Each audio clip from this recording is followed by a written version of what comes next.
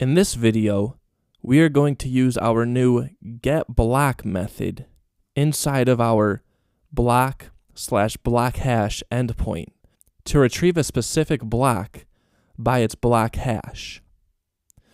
So the first thing that we want to do in this endpoint is we want to use the block hash that is sent in this request. And we can access this block hash on the rec.params object. So we will say const block hash equals rec.params.block hash. So essentially what we're doing is when we hit this endpoint, we're basically going to be going to something like localhost 3001/block/ and then a hash of a block, which is this right here. And we can access this value by using the rec.params object. That will give us access to any value in this URL that has a colon in front of it. So when somebody makes a request to this endpoint, they're going to be sending in a block hash in the URL. And then we can grab that block hash by saying rec.params.blockHash. And we're going to save that value inside of this variable called block hash. Cool. Next, we want to use the getBlock method that we just created in the last video, which is this method right here. So in our endpoint, we will say bitcoin.getBlock, and we want to search for this block hash right here. So we're simply going to pass it into our method. And then from this method, we get returned to us the correct block that we are looking for. Or if that block doesn't exist, then we get the value null. So we simply want to save this correct block value. So in our endpoint, we will say const correct block equals the result of this method. Cool. So at this point, we should have the block that we are looking for present inside of this correct block variable.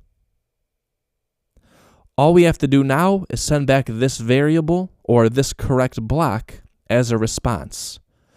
So we will say res.json, and we will send back an object that has the block property equal to the correct block that we found using our getBlock method. Easy as that. So now we can save this, and we can head over to our browser real quickly, and we can check to make sure that this method works.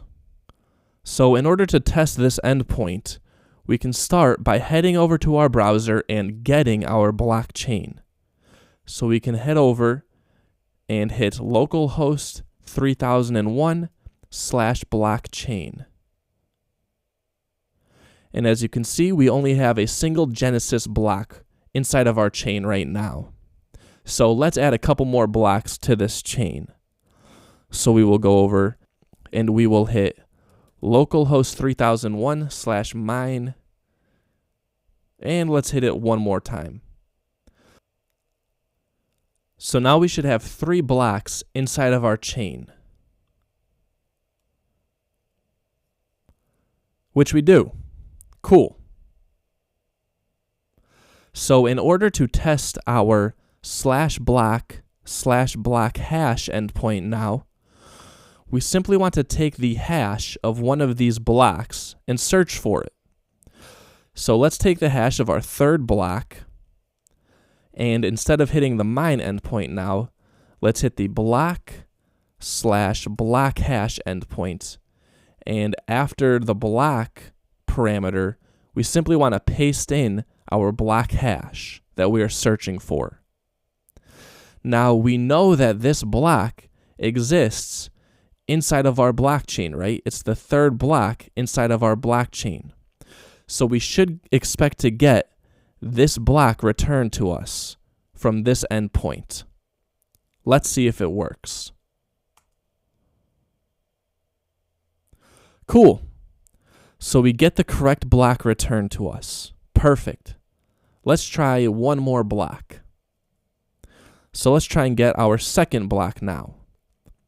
So we will copy our second block's hash, and we will paste that as the second parameter to our URL, and we'll hit enter.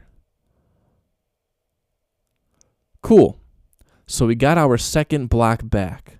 Perfect. Our endpoint is working just as we expected it to.